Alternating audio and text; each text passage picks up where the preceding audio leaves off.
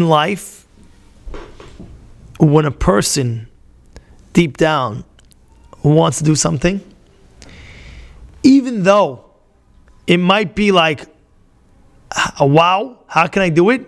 You'll figure it out. Hear that again. You'll figure it out.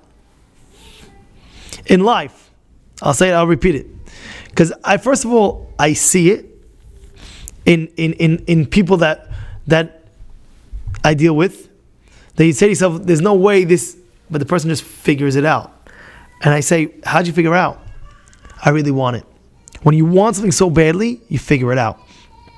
And even though it looks beyond comprehension, beyond your capabilities, you'll figure it out.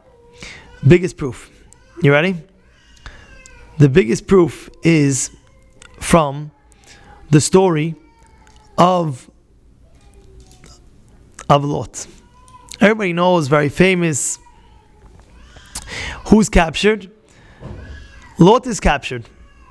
And Abraham goes out with 318 men, and they go fight. Some people say it was just Eliezer, but this is what it says.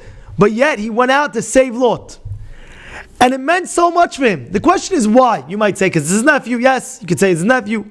But I want to tell you a midrash, a very interesting midrash that says that when Lot, at the time, let's go back to Abraham. At the time Abraham was convincing people of emunah and religion, what they did was they would bring them in. They would bring the people in, and after a whole meal, say, okay, they would say, Abraham, thank you very much. How much do we owe you? He says, no, nothing. So what do we do? He says, you have to thank God. Who's God? And he would explain to them who God is. Now, there was once Nimrod that went to visit Abraham. And now Nimrod, as Nimrod is there and eating, he finishes and he says, thank you, Abraham. How do I pay you? He says, you have to just thank God.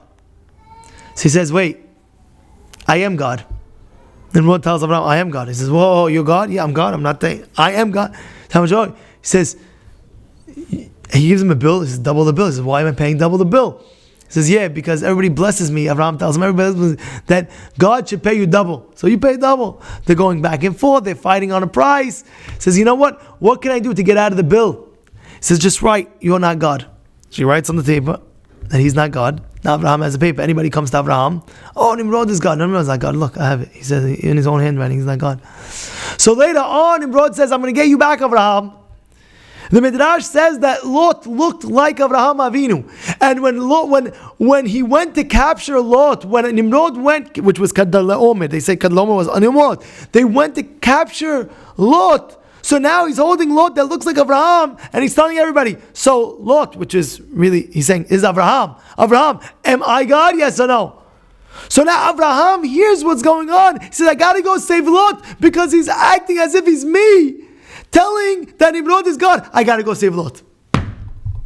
Because he really wanted to make sure that never happens. Because he loved Hashem so much that more and more the capabilities that were beyond. How are you fighting a war with 318 men? Some people say to Eliezer, how are you doing that versus a whole army of 4 kings? The answer is, it irked him so much, he'll figure it out. In life, we'll have situations. If you want it bad enough, you'll figure it out. When you love God so much, you figure out things that were beyond your capabilities to figure out. Well, how can I do this? How can I do that? How can I do that? Figure it out. So Baruch Hashem is a great lesson for us. Beyond the means, you'll get supercharged. You get superpowers from above and beyond to do amazing things in your life.